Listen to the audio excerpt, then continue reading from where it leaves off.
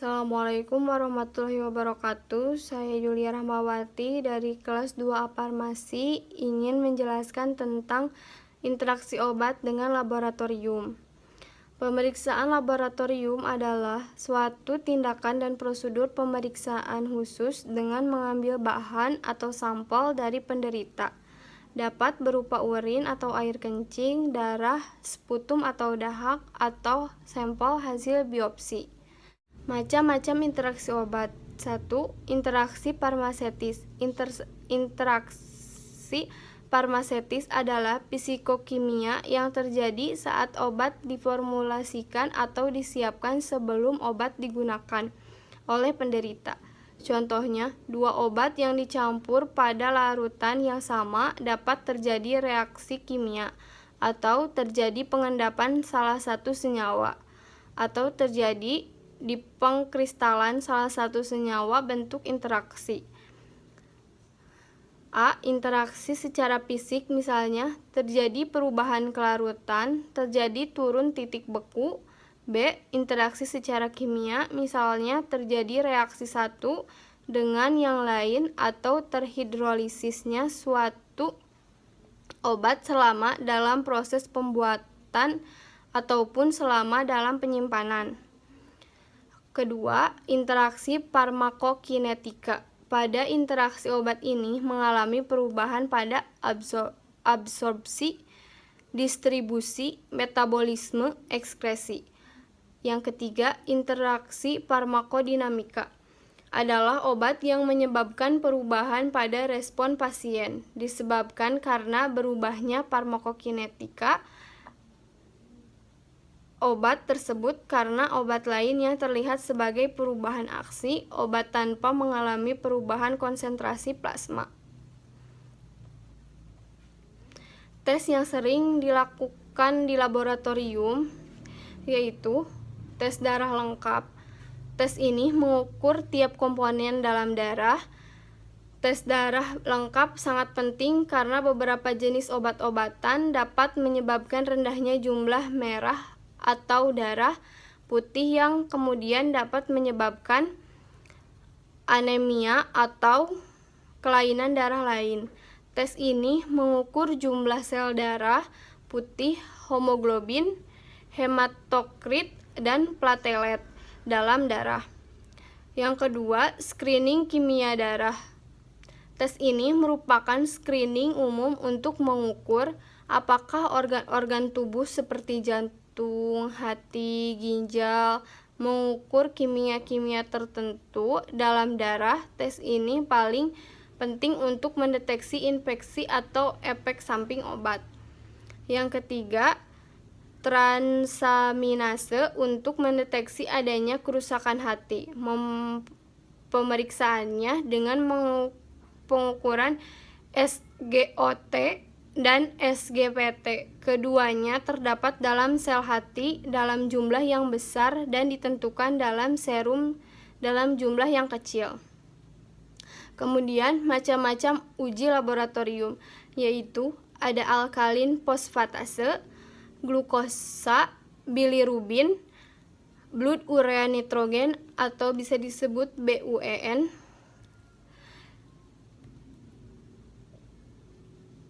Yang kesatu yaitu alkalin fosfatase, merupakan suatu enzim yang dibuat di liver tulang dan plasenta dan biasanya ada dalam konsentrasi tinggi pada saat pertumbuhan tulang dan di dalam empedu. Enzim ini menghidrolisis ester fosfat dalam medium alkali. Alkalin fosfatase dilepaskan dalam darah pada saat terluka dan pada saat normal seperti pada pertumbuhan tulang dan pada saat kehamilan. Tingginya tingkat alkalin fosfatase dalam darah mengindikasikan adanya penyakit dalam tulang atau level dan konsentrasi akan meningkat. Jika terjadi obstruksi aliran empedu, tes untuk alkalin fosfat dikerjakan untuk mendiagnosa penyakit liver atau tulang atau untuk melihat apakah pengobatan untuk penyakit tersebut bekerja. Uji alkali fosfat ada dalam tes darah rutin termasuk dalam bagian tes fungsi liver. Kisaran normal alkalin fosfat dalam darah adalah 44 sampai 147 IU per L. Obat-obat yang dapat mempengaruhi konsentrasi alkalin fosfat diantaranya ialah obat AINS dan paracetamol. Yang kedua ada glukosa. Obat-obat yang mempengaruhinya: 1.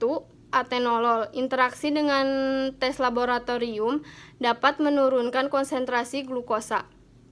Mekanismenya menghambat glikogenolisis di sel hati dan otot rangka sehingga mengurangi efek hiperglikemia dari epinefrin yang dilepaskan oleh adanya hipoglikemia sehingga kembali kadar gula pada hipoglikemia diperlambat.